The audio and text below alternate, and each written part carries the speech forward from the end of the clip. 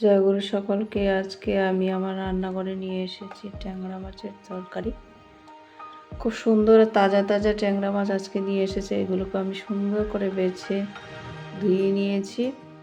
সবগুলি খুব কষ্ট, ট্যাংরা মাছ বাছা খুব কষ্ট করে বেছেছি। তারপর আমি তার সঙ্গে পেঁয়াজ কুচি বানাবো।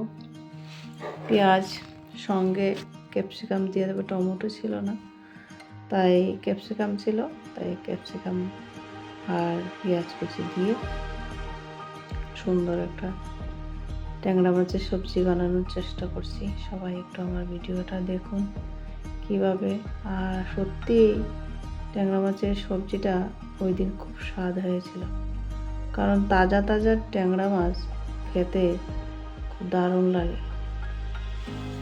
আর পুরনো যত পুরনো হবে তত খাওয়ার টেস্ট পাওয়া যায় না।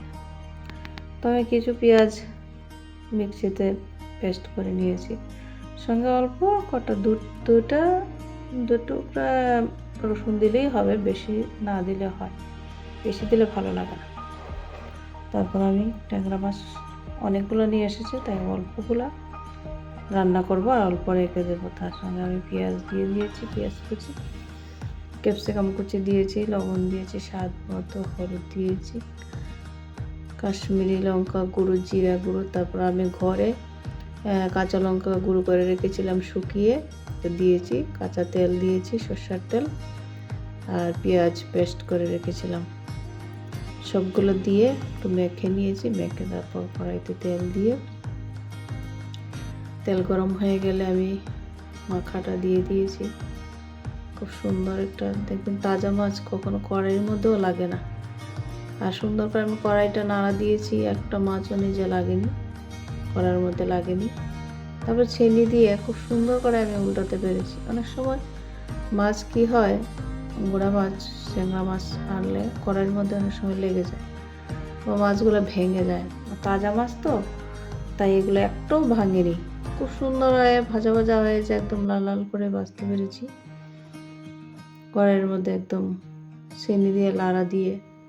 আর ভাজা ভাজা হলে এক সম্বাসে তো মাছটা অল্প ভাজা না হলে ভালো লাগবে না। তারপর আমি ধনেপাতা কেটে নিলাম,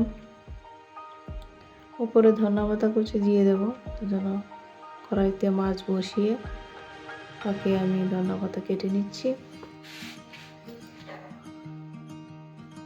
দেখুন কত সুন্দর ভাজা হচ্ছে, একদম একটা মাছও ভাঙেনি, একদম লাল লাল হয়ে ভাজা ভাজা হয়েছে। আর মাছ তরকারির মধ্যে ক্যাপসিকাম দিলে স্বাদই আলাদা, টেস্টটা আমার খুব ভালো লাগে। জানি না আপনাদের কেমন লাগে। যাদের ভালো লাগে ক্যাপসিকাম আমাকে একটু কমেন্টের মাধ্যমে বলবেন। আমার তো ক্যাপসিকাম খুব প্রিয়, মাছে দিলেও ভালো লাগে, নিরামিষ দিলেও ভালো লাগে, পনিরে দিলেও ভালো লাগে।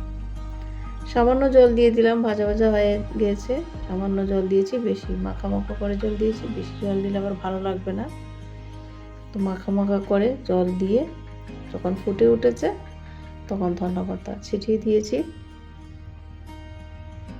তারপর নামিয়ে নিলাম আমার তরকারি। দেখো ট্যাংরা মাছের তরকারিটা তো পুরো আস্তে আস্তে মাছ রয়ে গেছে, কত সুন্দর ভাজা ভাজাও হয়েছে, কত ভালো লাগছে দেখতে মাছগুলো। তরকারিটা খেতে দারুণ।